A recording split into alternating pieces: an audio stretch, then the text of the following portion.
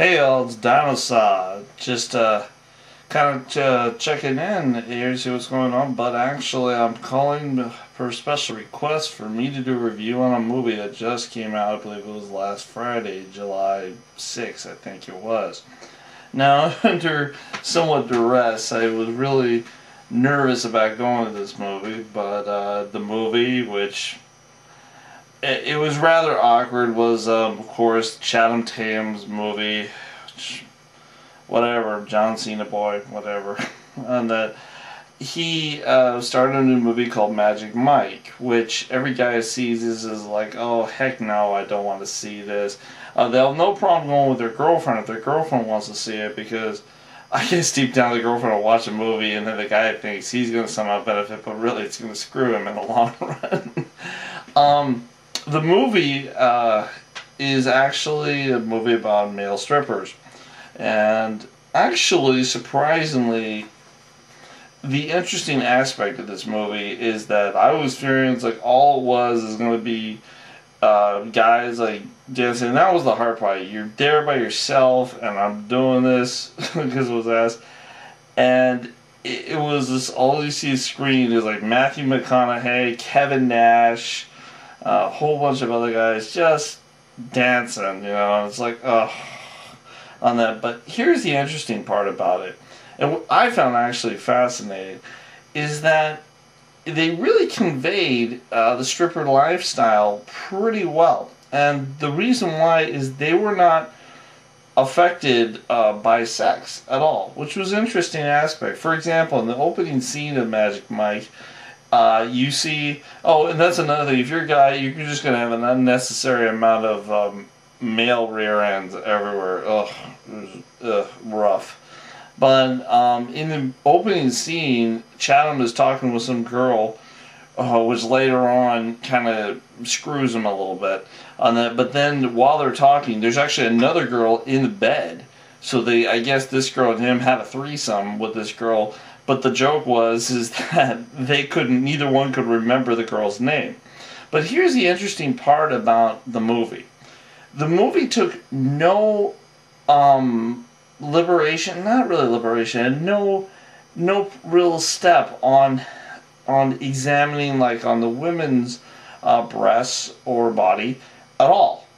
It was just, yeah, they were there, and that was that. And that's what I found was interesting, actually, because there was a lot of nudity in the movie. No frontal nudity, but definitely topless. And the women's breasts were just kind of like, they're there. That's all it was. And they didn't care, and he didn't care, and it was like, whatever.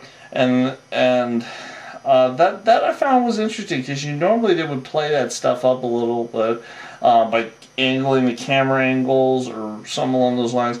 And they didn't do that, which was that was interesting, I thought. The overall plot, though, was rather inane. It was a typical old lion, young lion. Something happens, young lion takes over, and old lion either gets killed or goes retired, or something along those lines happens. This is just a very simple plot that happens in so many films. It happened very similar to Battleship.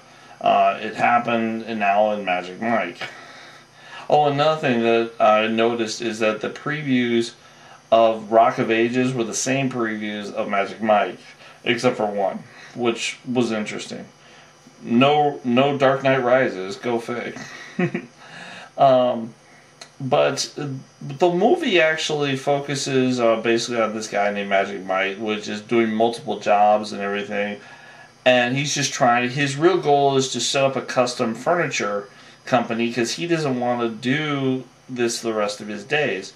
Well, he comes along with some guy that lied to get it into his job, and he takes the guy under his wing, and then eventually they get to the male Chippendales Club and all that, and they start doing their thing, and that's it. And then the guy becomes a male stripper. Now, what was interesting about this is there was really very little or any gay references to among homosexuality in men. It was really interesting. That was really interesting, I thought, because it was very straight. Through all the other than the fact you had to put up with Matthew McConaughey half naked all the time and Chad Tatum half naked. I mean, if you're a girl, I'm sure you would love it. You're a guy, you're like, ugh, please, I don't want to see this. There was a little bit of immorality, or I should say immorality, in it a lot, which is consistent with that kind of environment, which made it real. And occasionally there was some conflicts of interest between parties. Now, the actors, Channing Tatum, no, he was just typical, non-interesting, boring. He was like the jack of all trades. He could do roofing, stripping, dancing, DJing, whatever. Okay, he wasn't interesting. Matthew McConaughey, he was actually kind of interesting because he was putting himself in the role, and his whole focus was this lifestyle and how to live this lifestyle, and that's all his focus was. And he had a warped personality. Like, for example, he talked about taking his kids out of high school and just having them watch MagM on news, or Mad Money, I'm sorry, on news, and they would get enough money by 18 where they won't care about high school. And I thought about that, and logically it kind of makes sense, but at the same time, Mad Money has been proven wrong and wrong again. And even Jon Stewart exposed Mad Money as a fraud, and he got in big trouble over that, because Mad Money, I believe, is owned by the network NBC, which happens to own Comedy Central, which happens to be Jon Stewart's network. So, not exactly the smartest move, but the whole film really just focuses on the lifestyle and everything, and the drugs and the thing. It's really just a skin fest for girls. Yeah, that's all it is. The plotline's kind of inane. I think I've already kind of touched on that a little bit. There's really no one of notable interest, really. I mean, even the love interest of Magic Mike, she was typical, aggressive. I mean, there was nothing really. Yeah, I'm a nursing assistant. What'd you do with my brother? Blah, blah, blah. I mean, honestly, I don't know if any of you have seen Battleship, which I saw Battleship. I thought it was decent. It did not deserve... Even I dissed Battleship. I was like, how can they make a movie out of a board game? And even I watched Battleship, and I said, actually, this is kind of good. The plotline, the characters, the monsters. I'm telling you, all out there, if they changed it to a different name, not Battleship, they put... I don't know, Space Monsters versus the U.S. Navy or something like that, it would have been completely more successful. Or Super Battleship Yamato, like Star Blazers thing. It would have been hugely successful. But they chose Battleship, and no one said, this is not smart, guys.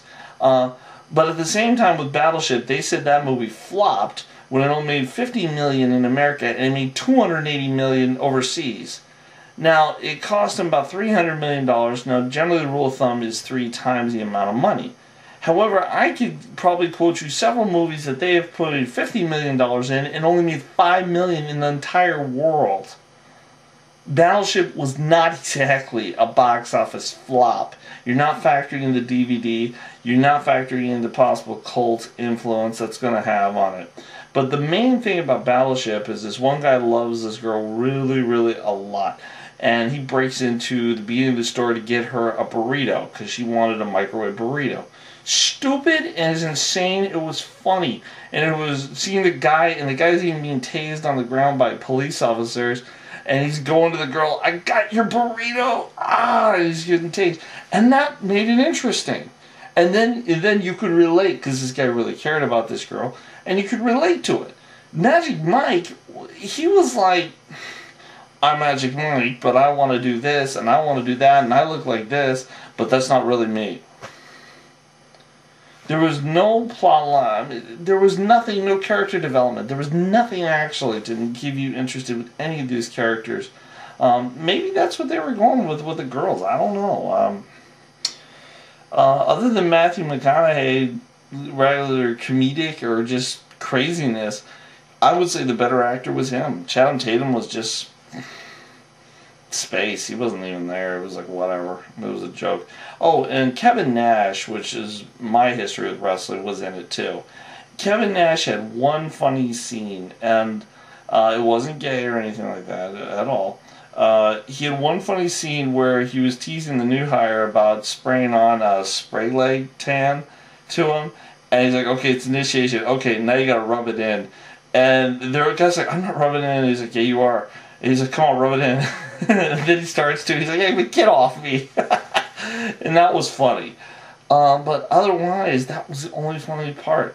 And Kevin Nash, like, he couldn't do the same moves as those guys, but that's okay because Kevin Nash, he's like 7 foot tall, but he has a bad knee, so you can't really fault him for that at all. That's really about it. I mean, but moving on the story. I'm sorry, I'm not getting back to this. Moving on the story, basically, typical story. Everything falls apart. They get into drugs, or no, the guy that Channing Tatum brought this guy in, the kid, he gets into drugs.